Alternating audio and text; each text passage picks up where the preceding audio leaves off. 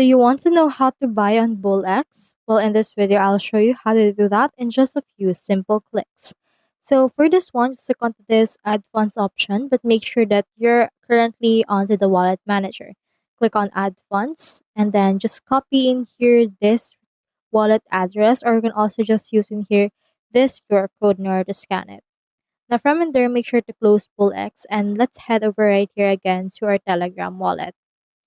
Now, once we have done that, it will prompt us to our Telegram wallet. Just head over and then click onto this add crypto option. Click onto this buy crypto. Just choosing here which one you want. It can be dollars, coin, and anything. Click on this continue option. And then for this one, click on continue. Click on share contact. And then just make sure to put in here the essential information. And then from in there, you can just input your wallet address in order to buy from there.